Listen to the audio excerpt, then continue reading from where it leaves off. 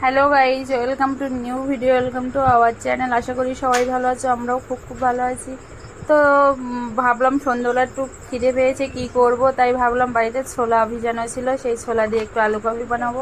তা আমি কিভাবে বানাই সেটাই তোমাদের সাথে শেয়ার করব। দেখলে প্রথমে আলুগুলোকে একটু সেদ্ধ করে নিলাম, সেদ্ধ করতে দিয়ে দিয়েছি, দুটো আলু কেটে দিয়েছি। আর এখানে ছোলাগুলো ভেজানো ছিল, দুদিন আগের ছোলা ফ্রিজে রেখে দিয়েছিলাম, খুব সুন্দর অঙ্কুর বের হয়েছে।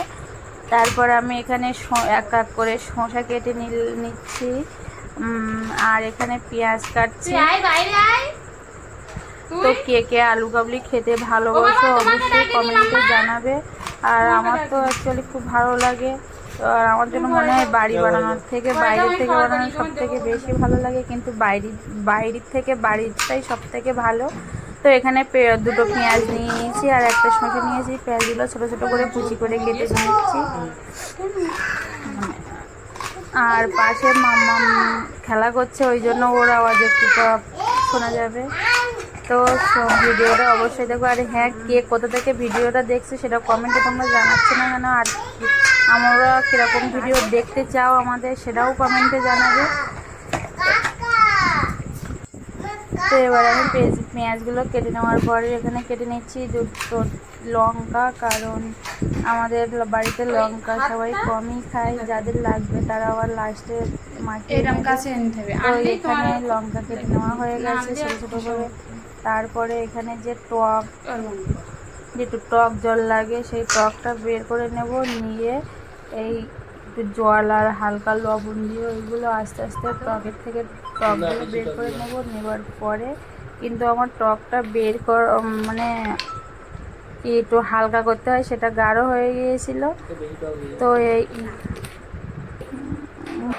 তো কাদের কাজের পুজোর শপিং করা হয়ে গেছে বা পুজোর শপিং শুরু হয়নি এখনও, অবশ্যই কমেন্টে জানাবে। আর কে কোথায় এবার ঠাকুর বা প্যান্ডেল দেখতে যাবে সেটাও জানাবে।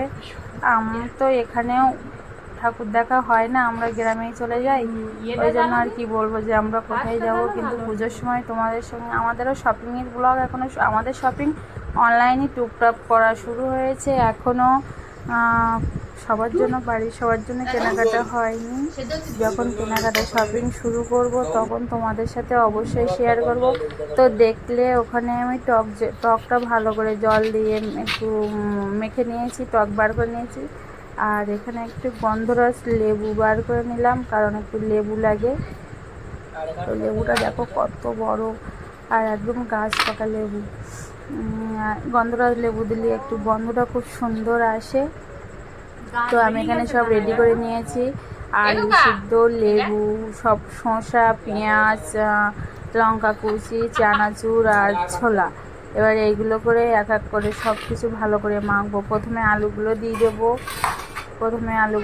দেবো, তারপরে দেবো ওতে যে ছোলা বুটটা ভেজানো ছিল সেটা দিব। তারপরে পেঁয়াজ রসুন বলছি, সরি, লঙ্কা আর শসা যেগুলো আছে সেগুলো ভালো করে ওর মধ্যে দিয়ে দেবো। তারপরে দেবো একটু টক জল, লবণ, একটু জিরের গুঁড়ো, একটু মরিচের গুঁড়ো দিয়ে ভালো করে এবার এগুলোকে মেখে নেওয়ার পরে ওর ওপর দিয়ে একটু চানাচুর ছড়িয়ে দেবো। দিলেও যা খেতে লাগবে না, খুব সুন্দর হয়েছিল। তো ভিডিওটা তোমরা দেখতে থাকো।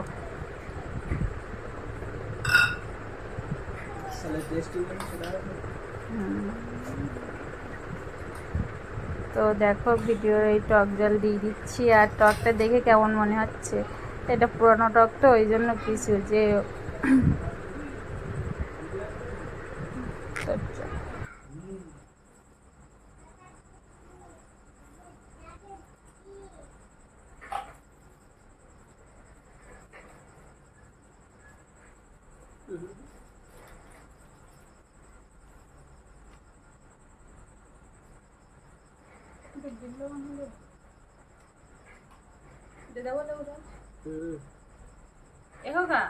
লেবুর মধ্যে যা পিয়ে বেরিয়ে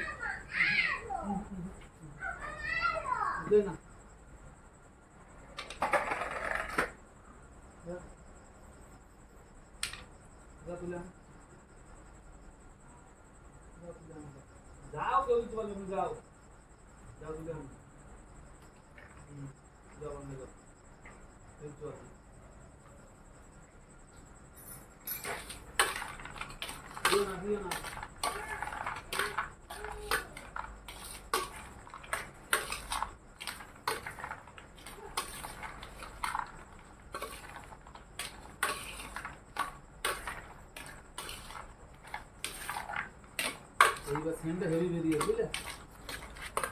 গন্ধরাজ লেবু দেওয়া তাই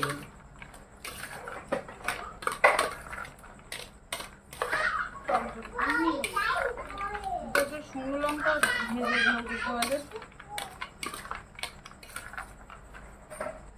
দেখো কি প্রবলেম হচ্ছে।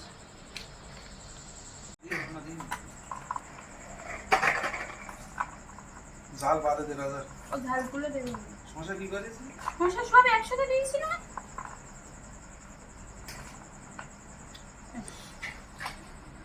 এরপর দিয়ে দিই তোমার গুঁড়ো কর গুঁড়ো কর।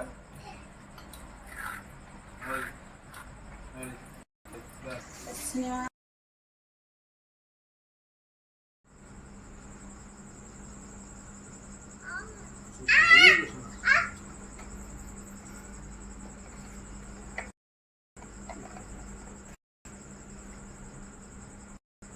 টাইম দে রে কেউ